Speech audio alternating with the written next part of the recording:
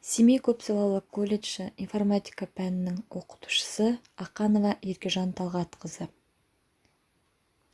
Кітапхана ісіндегі ақпараттық технологиялар пәні кітапхана ісі 31 тобы, сабақтың тақырыбы ақпараттық технологиялар жұмысымен танысу. Ақпараттық құзыреттілікті қалыптастырудың басты мақсаты білім алушыларды ақпаратты беру, түрлендіру және оны қолдану, білімдерімен қаруландыру, олардың компьютерлік технологияны өз қызметтеріне еркін тиімді пайдалана алу қабілеттерін қалыптастыру. Қазіргі заман талабына сай адамдардың мәлімет алмасуына, қарым-қатынасына ақпараттық коммуникациялық технологиялардың кеңінен қолданысқа еніп, жылдам дамып келе жатқан кезеңінде ақпараттық қоғамды қалыптастыру қажетті шартқа айналып отыр.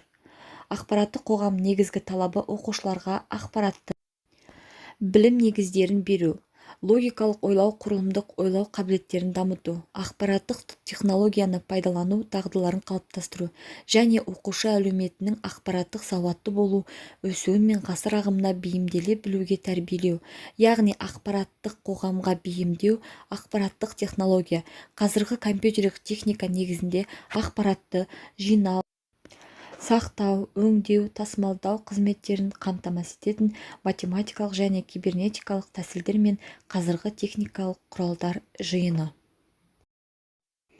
Акт құралдары дегеніміз микропроцессорлық және акт негізінде қызмет атқаратын ақпаратты таратудың жаңа құралдары мен жүйелері, ақпаратты жинақтау мен олардың орын жасауға сақтау мен өңдеу, оларды жан-жақты таратушы, одан алды компьютерлік жүйелердің ақпараттар қорына енуді қамтамасыз ете алатын программалық, аппараттық және техникалық құралдар мен құрылымдарды айтамыз.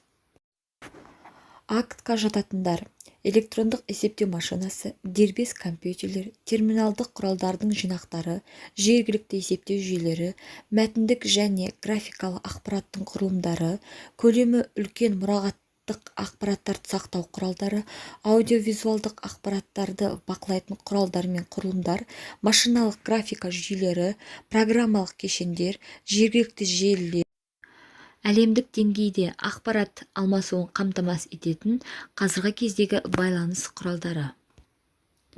Оқытудың ақпараттық, коммуникативтік және интерактивтік технологиялар бағыттары: А. Электронды оқулықтар, телекоммуникациялық технологиялар, Б. Мультимедиалық және гипермәтіндік технологиялар, В. Қашықтықтан оқыту, яғни басқару, интернет.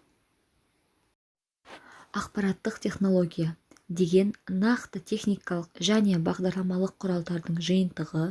Оның көмегімен біз өмірімізбен қызметтік барлық салаларында түрлі ақпараттарды өңдеу амалдарын орындай аламыз. Ақпараттық технологияны басқаша компьютерлік технология немесе қолданбалы информатика деп те атаймыз. Ақпараттық технологиялардың түрлері: информатикада еңбек құралы ретінде есептегіш техниканың ақпараттық және бағдарламалық құралдары қолданылады, ал шикізат ретінде ақпарат тасымалдағыштар мен деректердің құрылымдары пайдаланылады. Яғни ақпараттық технология дегеніміз ақпараттық процесс, оның нәтижесінде ақпараттық өнім жасалады. Одан кейін коммуникациялық технологиялар, ақпараттық процесс, оның нәтижесінде ақпаратты тасымалдау мен алмасу жүзеге асады.